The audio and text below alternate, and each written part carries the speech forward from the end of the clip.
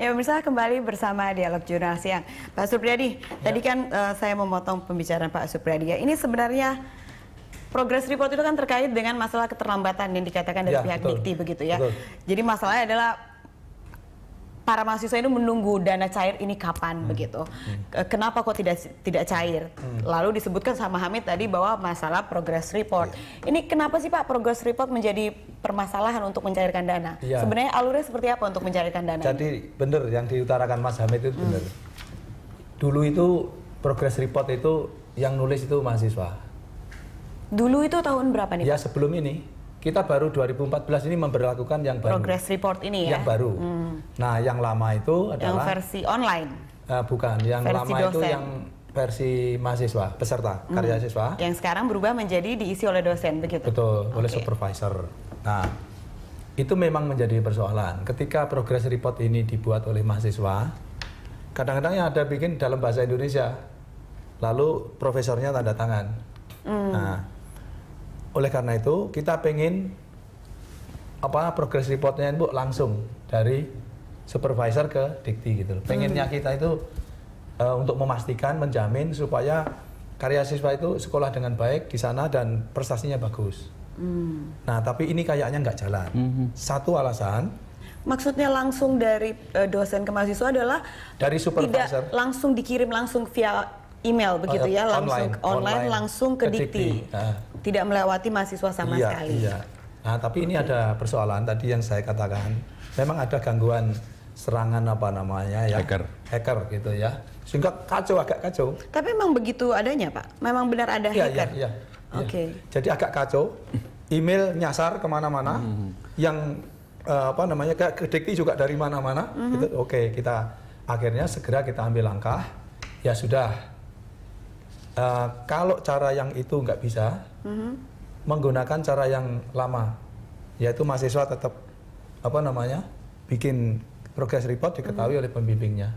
Itu tanggal 8 kami declare untuk boleh menggunakan metode lama begitu ya, tanggal 8. Tanggal 8. Sekarang itu selama berapa itu? Selama 8, sekarang 3 hari. 3 hari. 3 hari itu sudah ada progres yang bagus. 4 hari lah. Tadinya 600-an orang belum punya progress report, sekarang tinggal 180 dalam 3 hari. Lalu jangan khawatir, saya menjamin sampai hari Minggu sore ini kita kejar terus, kerja maraton gitu sampai hari Minggu sore kami pastikan berkas-berkas yang lengkap. Progress reportnya sudah ada, kami pastikan Minggu sore sudah jadi. Senin kami bawa ke Kementerian Keuangan untuk mendapatkan persetujuan. Kemungkinan cairnya?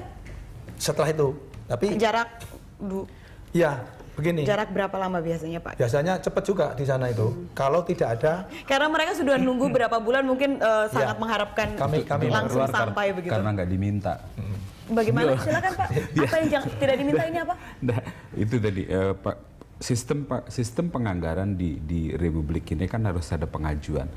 Sehingga saya melihat ada 3 hal yang substantif sebenarnya menjadi persoalan ini. Yang pertama tadi perubahan model yang tidak tertransformasi dengan baik sehingga memiliki sebuah bias pada saat proses terjadi gitu. Sehingga perubahan tadi yang supervisor nyaris, dan saya pikir tidak semua supervisor itu siap juga untuk mengintroduce itu di dalam program yang itu. Mungkin belum ada komunikasi juga sebelumnya dengan para dosen-dosen mereka di sana. Betul, dan yang kita lupa berikutnya adalah di zaman teknologi seperti ini kita tidak selalu siap dengan infrastruktur yang membuat kemudian kalau ini fault, terus apa plan B-nya, plan C-nya, sehingga pada akhirnya bertumpuk pada satu persoalan dengan respon yang tadi tidak juga begitu cepat karena tadi kata Mas Pri naik ngurusi iki ora kerja gitu kan.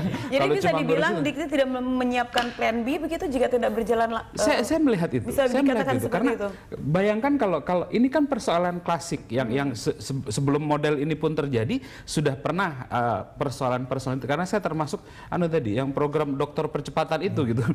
Yang mereka betul-betul mengharapkan itu text time betul gitu pada poin-poin itu. Ketika server diganggu gitu, itu butuh waktu yang panjang ketika kita tidak menyiapkan manualnya. Padahal semuanya by system, semuanya berdasarkan pada program-program yang dibangun itu, sehingga komunikasi yang menjadi kata kunci ini menjadi persoalan penting ketika kemudian ada lagi yang nambah-nambahin yang nggak ngerti-ngerti itu. Itu informasi dari yang berbagai itu kan kemudian berbicara atas apa yang dia pahami. Yang kalau tadi Mas Pri kemukakan, kalau saja dia paham tentang proses ini, maka semuanya tidak jadi persoalan. Yang jadi persoalan itu karena terus kemudian agak telat, schedule makannya jadi ngaco gitu, schedule bayarannya jadi ngaco gitu, schedule tadinya harus liburan jadi ngaco gitu. Yang itu yang kemudian jadi letupan-letupan kecil, yang ketika letupan kecil itu satu nggak berasa, tapi kalau yang ngeletup 1000. Iya. Tapi Pak Supriyadi, ini kan sebenarnya permasalahan yang cukup menahun ya, sudah beberapa kali terjadi. Seharusnya plan B atau C itu kurang lebih sudah disiapkan dari pihak Dikti begitu, tidak yang dibiarkan 5 tahun terus masih tetap tidak ada plan B dan C begitu. Ditahan dulu Pak. Maaf, saya ditahan dulu karena kita harus jeda lagi nih. Baik pemirsa, kami akan kembali masih dengan Pak Supriyadi dan Pak Agus sebagai pengamat pendidikan, juga dengan 3 mahasiswa penerima beasiswa Dikti lainnya yang berada di Australia, Inggris, dan Jepang, setelah jeda pariwara berikut ini.